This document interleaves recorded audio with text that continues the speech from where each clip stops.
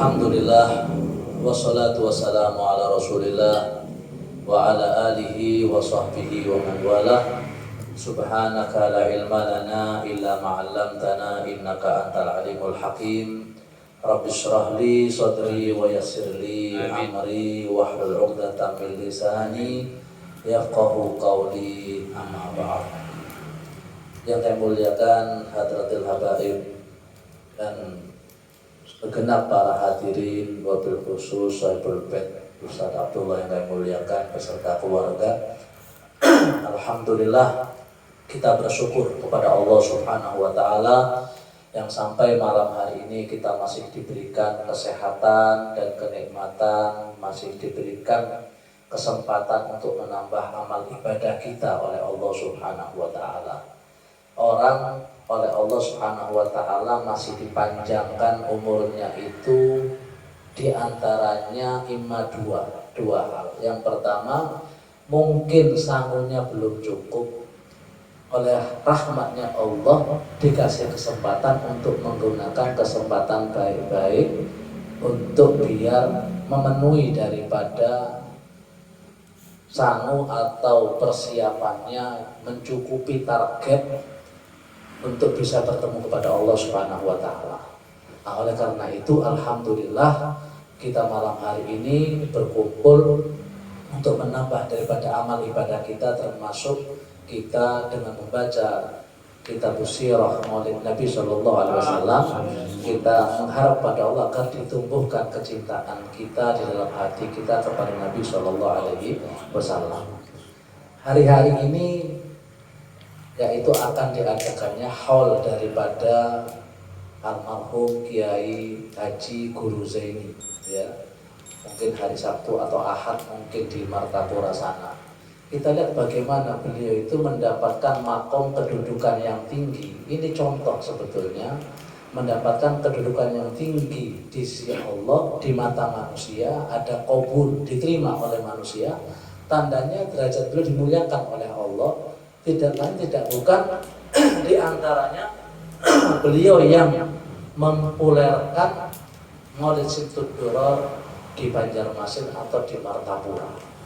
Sampai sekarang ini kalau orang yang hadir haul perjalanan dari Balikpapan melalui hutan berhari-hari, itu di persinggahan-persinggahan jalan itu mereka membuka rumah mereka, makan gratis untuk yang ingin hadir daripada haul Kiai Haji Guru Zaini.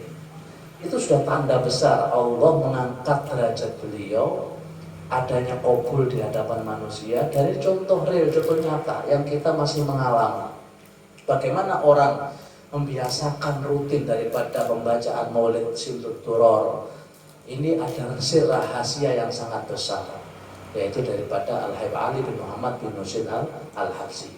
Oleh karena itu, seperti yang kemarin kita janjikan, kita insya Allah akan sedikit demi sedikit setiap pertemuan akan menerjemahkan daripada kitab Maulid Simtud-Duror. Beliau Habib Ali Habsyi ini mengawali kitab maulidnya yaitu dengan tawassul. Beberapa tawassulan yaitu kepada Nabi Shallallahu Alaihi Wasallam. Ya Rabbi sholli ala Muhammad, ya Rabbi sholli alaihi wasallam. Yang mana tawassul ini di dalam Al-Quran disebutkan, ya ayyuhalladzina amanu taqullah wabtaghu ilaihil wasilah. Bertakwalah kalian wahai orang-orang beriman kepada Allah dan cari itu perantara kepada Allah Subhanahu wa Ta'ala. Di antara perantara yang sangat cepat kepada Allah tidak bukan, yaitu Nabi Shallallahu Alaihi Wasallam. Bagaimana Nabi itu dulu? Beliau sebelum lahir orang-orang Madinah, yaitu Bani Quraidah, terutama orang-orang Aus dan Khazraj, yang mereka ini dulu kalau berperang dengan orang-orang musyrikin, dengan orang-orang selain daripada kota Madinah, kalau mereka peperangannya sangat mengkhawatirkan, sangat dahsyat peperangannya itu, mereka khawatir kalah, mereka keluarkan kitab Taurat. Kitabnya orang Yahudi dulu dikeluarkan dan dibuka dalam kitab Taurat itu yang ada namanya Nabi Muhammad. Yang mana di zaman Nabi Muhammad itu mereka pegang bersama-sama, lalu mereka membacakan, Allahumma inna nas'aluka, ya Allah aku minta kepadamu berkat nabimu, bihaqi nabika, berkat nabimu, alladzi wa'adtana, yang kau janjikan kepada kami, antab atau fi akhir zaman, yang kau akan utus dia di akhir zaman. Berkat Nabi Muhammad maksudnya, Nabi akhir zaman, agar engkau menangkan kami kalau perang ini. Setiap seperti itu mereka dikasih kemenangan karena tawasul kepada Nabi Shallallahu Alaihi Wasallam, berkat tawasul kepada Nabi. Lebih-lebih lagi pada waktu Nabi hidup. Pada waktu Nabi hidup itu ada seorang yang namanya Utsman bin Hunayf. Dia bertemu dengan Nabi. Gak lama waktu berhadapan dengan Nabi ini, ada orang buta. Orang buta ini datang kepada Nabi, mengadu, ya Rasulullah, doakan aku biar mataku ini bisa melihat. Kata Nabi, kalau kamu sabar, kamu pahala besar. Aku gak kuat ya Rasulullah. Akhirnya apa kata Nabi? Nabi mengajarkan tata cara tawasul yang mungkin kita bisa mengerjakannya. Apa kata Nabi? Ini disaksikan saksinya Utsman bin Hunayf, sahabat Nabi. Kata Nabi, kamu wudu yang sempurna, lalu sholat 2 rakaat. Di antara sholatnya ini kalau bisa, rakaat pertama baca Al-Fatihah dengan Al-Kafirun, yang kedua dengan Al-Ikhlas. Sholat, ya. Sholat atau sholat hajat, sholat 2 rakaat. Lalu kamu baca ini, kata Nabi, Allahumma inni as'aluka wa atawajjahu ilaika bihabibika Muhammad Nabi Rahmah. Ya Sayyidi Rasulullah. Loh, ini Rasulullah yang mengajarkan. Ya Sayyidi Rasulullah, inni atawajjahu bika ila rabbika antasfiya titik-titik, untuk menyembuhkan penyakitku apa, mau buta atau apa. Akhirnya orang buta ini telah diajari, dia pulang mengerjakan seperti apa yang diajarkan sama Nabi. Sholat 2 rakaat semua sempurna. Subhanallah, Allah Subhanahu wa taala dikasih melihat matanya, dikabulkan. Akhirnya selesai beberapa zaman Nabi wafat, zaman Sayyidina Abu Bakar, zaman Sayyidina Umar. Pada zaman Khalifah Utsman bin Affan, beliau menjabat. Ada orang datang kepada Utsman bin Hunayf yang waktu menyaksikan orang buta itu. Datang orang ini mengadu, ya Utsman bin Hunayf, kamu ini kan sahabat Nabi dan kamu akrab sama Utsman bin Affan, Khalifah. Kenapa katanya? Tolong po aku ini sampaikan salamku pada dia. Yang mana aku ini lama nggak ditegur, nggak pernah disapa. Mungkin nggak tahu ada apa, mungkin aku salah atau apa. Coba kamu sampaikan salamku. Wis gini aja, aku berusaha untuk menyampaikan salamku, tapi coba kamu amalkan apa yang diajarkan Nabi dulu. Kamu pulang, sholat 2 rakaat, wudu yang sempurna, sholat 2 rakaat, kamu baca ini, Allahumma inni as'aluka wa atawajjahu, dan seterusnya. Selesai beberapa waktu, orang ini ketemu lagi sama yang ngadu tadi. Ya Utsman bin Hunayf, jazakallah khair, terima kasih banyak, katanya. Loh kenapa? Salamku rupanya sudah kamu sampaikan kepada Utsman bin Affan. Salam yang mana kepada? Yang kemarin aku pesan itu.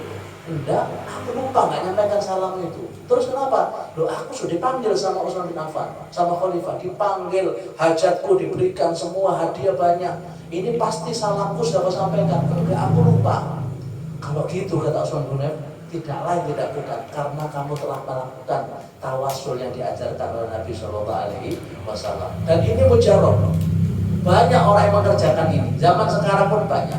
Makanya ini sebetulnya kesempatan untuk kita, kalau kita punya hajat-hajat yang penting, kita kerjakan apa yang diajarkan oleh Nabi Shallallahu Alaihi Wasallam, tawasul seperti ini. Lalu juga setelah Nabi wafat, dulu itu kalau di Madinah lama nggak ada hujan, paceklik misalkan. Sayyidah Aisyah itu mengangkat tirai, mencabut, melepas tirai yang makam Nabi tidak ada aling-aling dengan langit. Itu nggak lama hujan. Makanya sampai sekarang di Kuba Ijo ada kuncup di Kuba Ijo itu. Itu kalau sudah sholat istisqa nggak mempan, semua nggak mempan, dibuka sehingga makam Nabi ke atas langit tidak ada aling-aling, itu akan turun hujan. Dan itu bagaimana orang bertawasul meskipun Nabi sudah wafat. Kemudian juga Sayyidina Umar bin Khattab, kalau juga paceklik, apa beliau tawasulnya? Ini atawasalu bika bi ammi nabiyika, atau misalkan dengan Sayyidina Abbas, dengan pamannya Nabi, disadarkan kepada Nabi, bukan Sayyidina Abbasnya, bi ammi nabiyika, dengan paman Nabimu.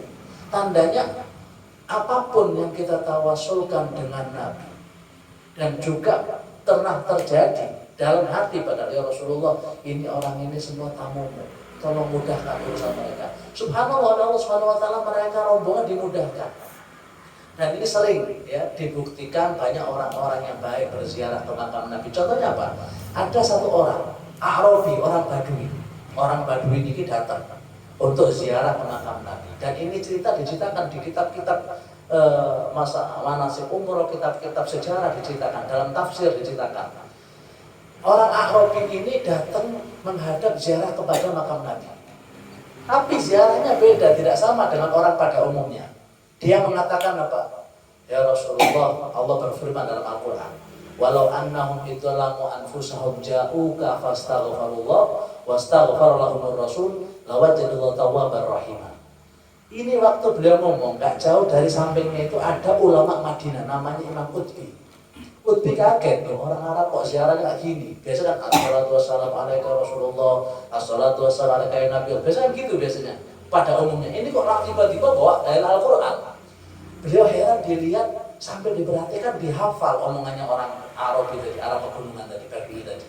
Dia mengatakan apa? Ya Rasulullah, Allah berfirman dalam Al-Quran, seandainya manusia itu berbuat dolim kepada dirinya, bermaksiat kepada Allah, lalu mereka datang kepadamu, jelas, jauhkan datang kepadamu, lalu minta ampun kepada Allah, lalu kamu mintakan ampun dia kepada Allah, sungguh akan mendapatkan ampunan daripada Allah Subhanahu wa Ta'ala. Saksikan wahai Nabi, wah ngancem dia, saksikan wahai Nabi, aku sekarang datang kepadamu, aku minta ampun kepada Allah agar aku mendapatkan ampun daripada Allah Subhanahu wa Ta'ala. Lalu orang Arab ini melantunkan 4 bait syair yang sampai sekarang itu diabadikan di dinding makamnya Nabi, yang berbunyi, ya khairu man dufinat bil qa'i a'zamu fataba min tibihin alqa'u wa taqamu nafsil fida'u li qabrin anta sakinu fihil afafu fil judi wal karam. Tiba-tiba pergi orang ini, gitu dong ziarahnya. Biasa kan orang sampai nangis-nangis ya. Du'in Qutbi ini, imam ulama ini heran, kok kayak gini ziarahnya orang Arab ini, namanya Arab Badui ya. Tiba-tiba beliau dalam keheranannya beliau tertidur di tempat di Raudhah itu, tertidur beliau.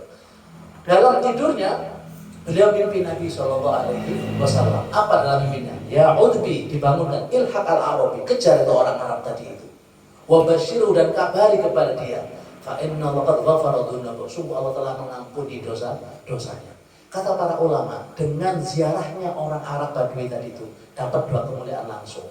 Si ulama tadi bisa mimpi Nabi, yang orang Arab Badui tadi itu dosanya diampuni oleh Allah Subhanahu wa Ta'ala.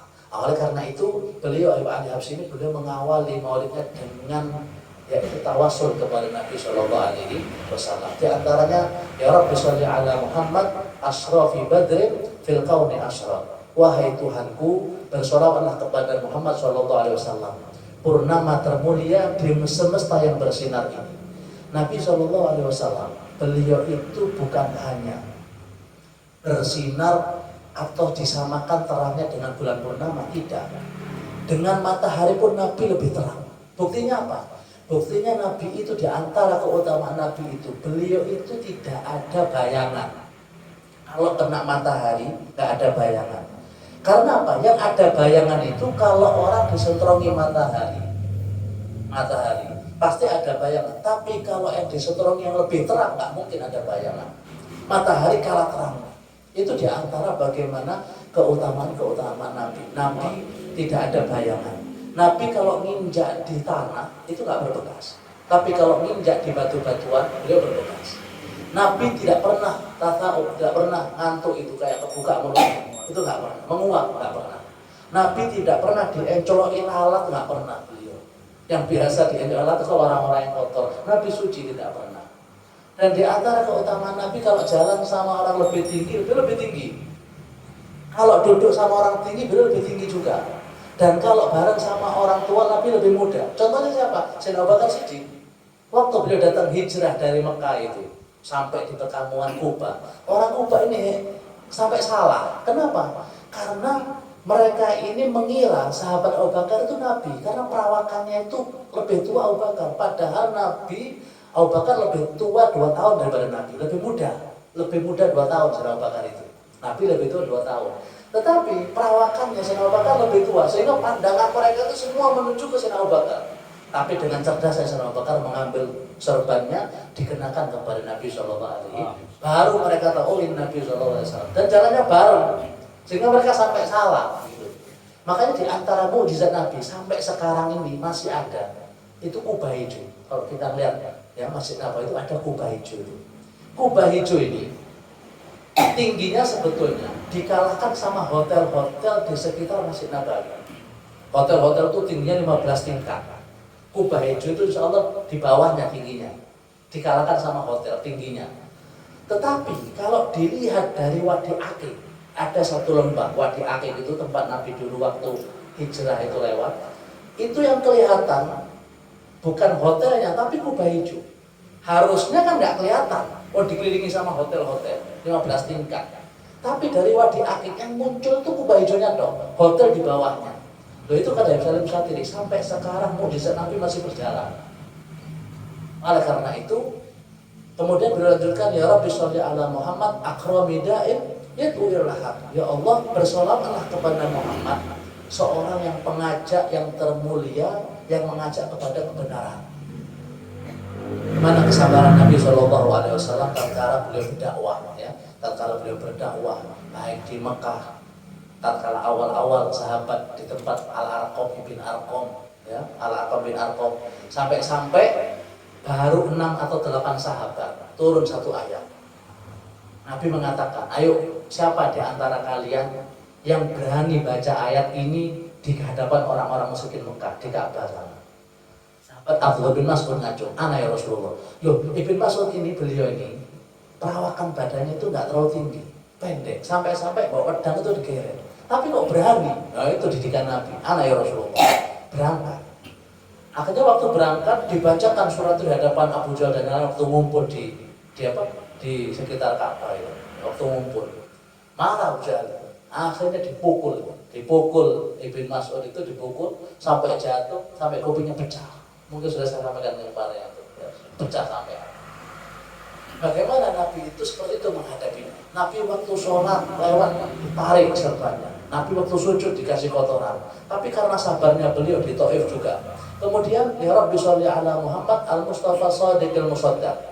Ya Allah, bersolawatlah kepada Nabi Muhammad yang beliau terpilih, yang benar, yang dibenarkan. Ya Rabbi sholli ala Muhammad, wahai Allah Tuhanku, bersolawat kepada Nabi Muhammad ahlal wara mantiqan wa asdaq, makhluk terindah ucapannya dan terjujur. Nabi ini beliau dijuluki Al-Amin. Mulai kecil tidak pernah beliau itu berbohong, orang yang jujur. Sampai-sampai orang musyrikin Mekah itu, mereka meskipun tidak beriman, kalau mereka ingin menitipkan barang-barang mereka biar aman, mereka titipkan kepada Nabi. Meskipun mereka memusuhi tidak beriman. Ya, makanya waktu Nabi itu menyuruh sahabat hijrah, kenapa Nabi tidak hijrah duluan? Sahabat suruh berangkat dulu. Hanya beberapa orang saja yang masih di Mekah. Karena apa? Nabi ingin mengembalikan, termasuk Sayyidina Ali bin Abi Thalib, disuruh mengembalikan harta-harta amanat orang musyrikin Mekah yang dititipkan kepada Nabi Shallallahu Alaihi Wasallam. Kemudian, ya Rabbi sholli ala Muhammad afdhali man bitu qatahqaq. Ya Allah, bersolawat kepada Nabi Muhammad, seorang yang menyatakan ketakwaan. Kemudian ya Rabbi sholli ala Muhammad man bisakha wal wafatahullah. Ya Allah, bersolawat kepada Nabi Muhammad, seseorang yang berbudi pekerti dermawan dan memenuhi janji. Nabi itu beliau sangat karom, sangat dermawan. Waktu Nabi pulang perang Hunain, banyak membawa harta rampasan perang.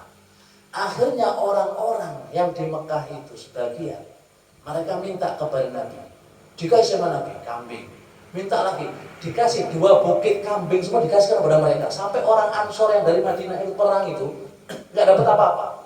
Muncul di hati mereka itu, kok Rasulullah ini ngasih mereka ini, mereka nggak ikut perang, dikasih semuanya.